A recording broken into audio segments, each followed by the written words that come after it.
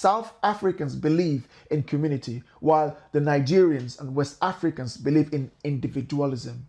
Nigerians sometimes label black South Africans as lazy because what is considered hard work in Nigeria or West and Central Africa differs from South African standards.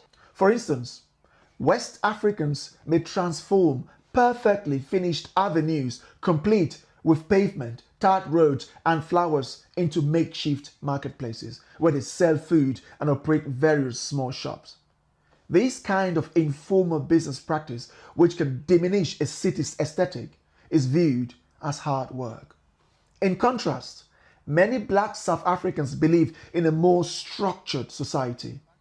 They prioritize education, aiming to specialize in a specific field before seeking employment within registered companies that adhere to the rule of law, offering salaries and pension packages.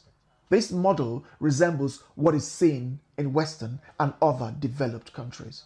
However, with the influx of other black Africans into South Africa who may not understand this organized approach to governance, then they come into the country, they undermine local institutions that have been built over centuries.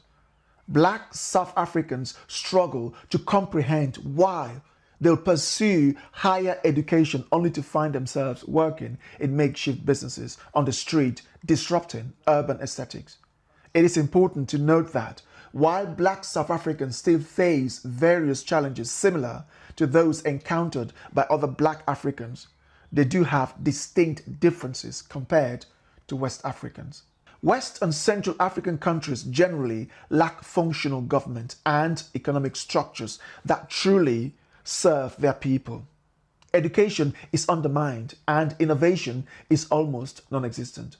Many see no reason to build their nations as the system in place primarily benefit those in power and their associates.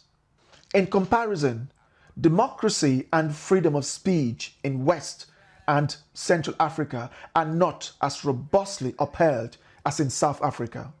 While countries like Botswana, Namibia, and Kenya demonstrate some positive attributes, South Africa remains unique in many ways. It is also important to note that black South Africans are not exempt from issues of corruption within their ranks. There are instances where members of the black South African immigration and police services have compromised the country for personal gain. This behavior is less common among white people in similar positions, white South Africans. Cases of issuing fraudulent residence permit, accepting bribes to allow illegal immigrants entry, and colluding with drug syndicate and other criminal groups for financial gain have been reported. What is unfolding in South Africa can be seen as a clash between two distinct groups of black people who have evolved differently due to historical circumstances. The presence of white people and centuries of white governance have shaped the worldview and culture of black South Africans, giving them a more optimistic outlook compared to their West African counterpart, even if it still falls short of the advanced white cultural standards.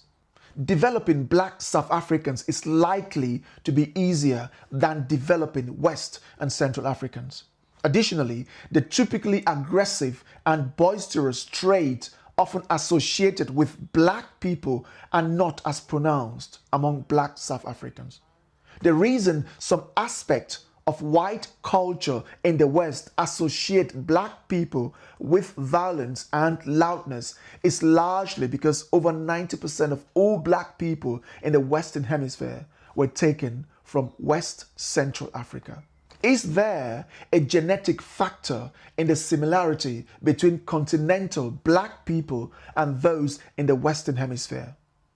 A black person from West or Central Africa is statistically more likely to react violently than one from South Africa, Botswana, Namibia, Lesotho, or Swaziland. One common trait observed among all black Africans, whether from West, Central, East, or Southern Africa, is a tendency toward short-term thinking and a collective lack of competence. When it comes to illegal immigrants from Africa found in Western or Eastern Asia, like Far East country, they are predominantly Nigerians, Ghanaians, or Cameroonians, rather than from South Africa, Namibia, Botswana, or to some extent, Kenya. In summary, the key difference between these two groups is that a black South African generally believes in structure and order, while a Nigerian thrives in chaos and disorder. That's it in a nutshell. Nigerians may seem boastful and loud when they acquire money because they have often lived in poverty. When I traveled to Thailand for the first time in 2009, I went to Nha Nam in central Bangkok. There were loads of black people just hanging around, and I sensed that something wasn't quite right with them. Then suddenly I overheard them speaking in Igbo, my native language. They had no idea I was Igbo. They assumed I was a Western black person. After a few days, I approached one of them and spoke in Igbo. They were incredibly joyful and opened up to me proudly about their activities. They were selling drugs. Every single one of them was involved, and they were 100% Igbo, not 99%, 100% Igbo.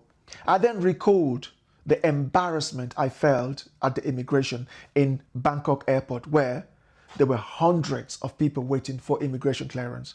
I was singled out and taken into a separate room. Everyone was just watching. Like, they screened me, asked me questions for so long.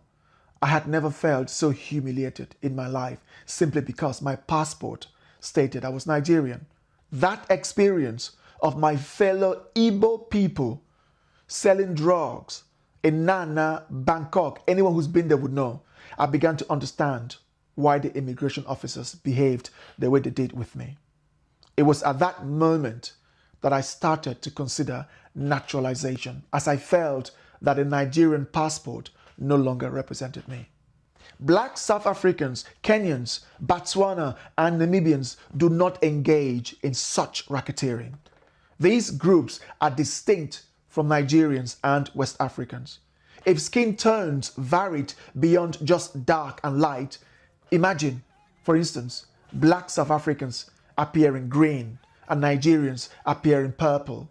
The difference between Nigerians and black South Africans would be greater than the difference between the Middle Easterner and the Nigerian. Our skin color does a poor job of distinguishing us. It often incorrectly unites us.